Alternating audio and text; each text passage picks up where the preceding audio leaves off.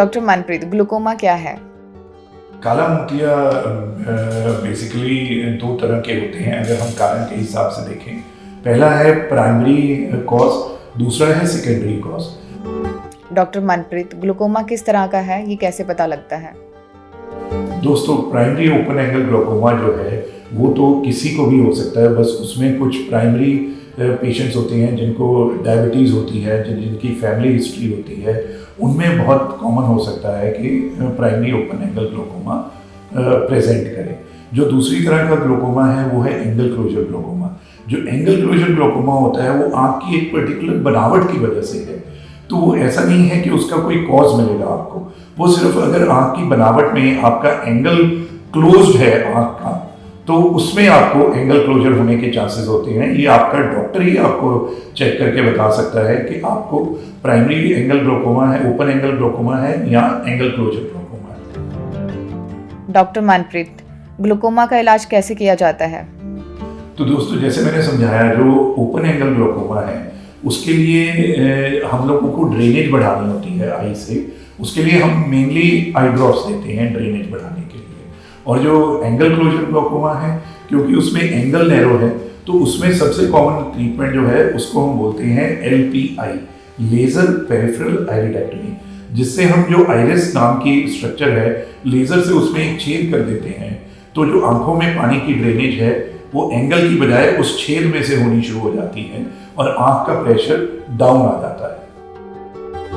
Doctor Manpreet, open angle and closure angle glaucoma में क्या अंतर है? दोस्तों, जैसे मैंने बताया, ग्लूकोमा दो तरह के होते हैं, primary open angle glaucoma and closed angle glaucoma. जो प्राइमरी ओपन एंगल ग्लूकोमा है उसकी मेजर कॉज होता है कि आँख के अंदर का जो फ्लूइड होता है, जिसको हम एक्वस ह्यूमर कहते हैं, उसकी जो ड्रेनेज होती है वो एक जाली की तरह की चीज़ से वो फ्लूइड आँख के बाहर निकलता है और लिम्फ वेसल्स में चला जाता है। तो जहाँ पे ये जाली जैसी चीज़ बंद हो जाती है तो जो आँख के पानी की ड्रेनेज है वो स्लो हो जाती है, तो आँख का प्रेशर अंदर से बढ़ने लग जाता है। इसको हम बोलते हैं प्राइमरी ओपन एंगल ग्लूकोमा। जो सेकेंड तरह का ग्लूकोमा होता है, जिसको हम क्लोज्ड एंगल ग्लूकोमा बोलते हैं, उसमें क्या होता है कि आँख की बनावट ऐसी होती है कि काली पुतली, जिसको हम कॉर्निया बोलते हैं, और आइरिस, इन दोनों स्ट्रक्चर में जो एंगल होता है वो बहुत नैरो होता है। तो जो पानी का फ्लूइड उस एंगल में से जाली जैसी जगह तक जाना है, वो एंगल नैरो होने की वजह से पूरी तरह से जाली से ड्रेन नहीं हो पाता। इस ग्लूकोमा को हम लोग बोलते हैं angle closure glaucoma. Doctor Manpreet, glaucoma हमारी नज़र को कैसे प्रभावित करता है?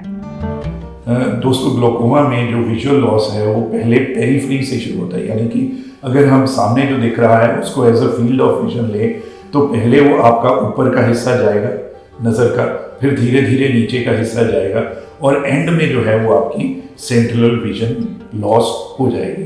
तो ग्लूकोमा में हालांकि पेशेंट को दिखता रहता है बहुत देर तक, तो भी ये एक मेजर कारण है कि पेशेंट हमें अर्ली स्टेज पे प्रेजेंट नहीं करता, क्योंकि जो पेरिफेरल विजन लॉस है वो बहुत सारे पेशेंट नोटिस नहीं कर पाते। डॉक्टर मनप्रीत, क्या ग्लूकोमा जन्म से हो सकता है? दोस्तों, ये देखा गया है कि ग्लूकोमा मोस्टली 40 साल की उम्र के बाद ही प्रेजेंट करता है। बहुत कम केसेस होते हैं जो बाय एट बर्थ प्रेजेंट कर जाते हैं, जिनको हम कॉन्जेनिटल ग्लूकोमा कहते हैं। Other than that, glaucoma present करता है 40 साल की उम्र के बाद, क्योंकि जो आंखों के पानी की ड्रेनेज की हम बात कर रहे हैं, उसके जो फाइब्रस टिश्यू से जाली बनी है, उसकी जो ड्रेनेज है वो ग्रेजुअली एज के साथ कम होती जाती है। तो जो प्री डिस्पोज्ड हैं पेशेंट्स ग्लूकोमा के, उनका जो IOP भी, इंट्राओकुलर प्रेशर भी राइज करना है, वो नॉर्मली 40 साल के बाद ही करता है। प्री डिस्पोज से मेरा मतलब है जो पेशेंट की फैमिली हिस्ट्री है ग्लूकोमा की, या जो डायबिटिक हैं, जिनको थायराइड है, या जो अल्कोहल इंटेक ज़्यादा करते हैं, उन पेशेंट्स में ग्लूकोमा होने के चांसेस ज़्यादा रहते हैं। बट वो प्रेजेंट नॉर्मली 40 साल के उम्र के बाद ही होता है। डॉक्टर मनप्रीत, ग्लूकोमा का इलाज सर्जरी से किया जा सकता है?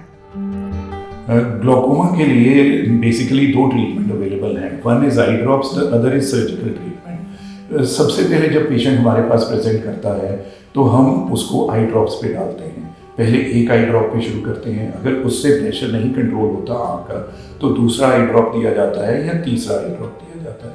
मगर जब 3 या उससे ज़्यादा आई ड्रॉप से भी आँख का प्रेशर कंट्रोल नहीं होता तो हम पेशेंट को ग्लोकोमा की सर्जरी एडवाइस करते हैं, जिसको ट्रेबेकुलेक्टमी के नाम से जाना जाता है। दोस्तों, इस सर्जरी में जो आँख की ड्रेनेज का चैनल है उसको हम लोग खोल देते हैं, एक छोटी सी विंडो बना के, और आँख की ड्रेनेज बढ़ा देते हैं ताकि आँख का प्रेशर कंट्रोल आ जाए। बट सर्जरी ग्लोकोमा में सिर्फ प्रेशर कंट्रोल के लिए की जाती है।